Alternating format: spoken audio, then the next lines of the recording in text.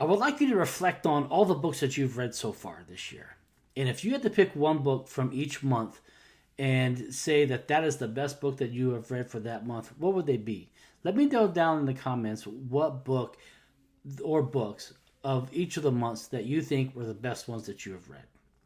Let me share with you the 6 books that I feel like are the best ones that I have read this year. Each one represents one month. And so that's the order that I'm going to put them in. And so I'm going to start off with January. And in January, I read a book by Kate Moore. Now, you're probably saying, was it Radium Girls? No, I've already read that book, and it is fantastic and it's heartbreaking. But this is another one of those books that is also very heartbreaking and at times very inspirational. The Woman They Could Not Silence, and it's subtitled The Shocking Story of a Woman Who Dared to Fight Back.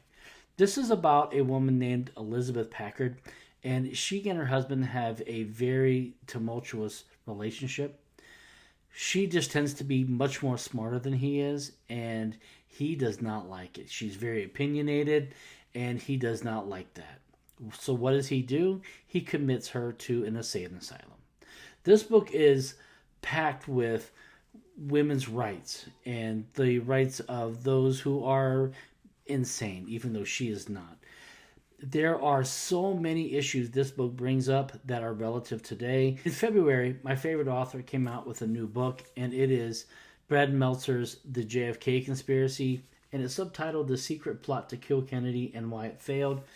This book deals with the conspiracy to kill him in between the election of 1960 and when he becomes inaugurated in 1961. This book was a great read. It was fascinating. It was a page turner. I couldn't give you enough adjectives to say how well this book was written and how I devoured it in such a quick amount of time. In March, I read Cuba, An American History by Ada Ferrer. This book covers 500 years of Cuban history, and it shows just how intertwined Cuban history and American history really is.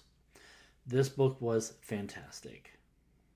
In April, I read another great book, and this one really changed my perspective on U.S. territories because it's not something that I don't normally think about. How to Hide an Empire by David Immerwahr. This book goes into great detail about the different territories that the United States once had and still has, and about how we basically try very hard to hide the fact that we are an empire. In May, I read about the French Revolution in A New World Begins by Jeremy Popkins. This book is wonderful. This book will give you a very good view of the French Revolution from different sides. And I couldn't recommend this book more because this book is so well researched. It's very easy to understand.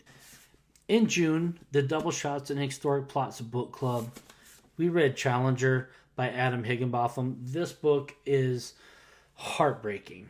This book is well researched. If you've ever read any of Adam Higginbotham's work, you know that he is such a great storyteller. Those are the books that I felt like were some of the best books that I have read so far in 2025. Again, let me know down in the comments what are some of the best books that you've read so far in 2025.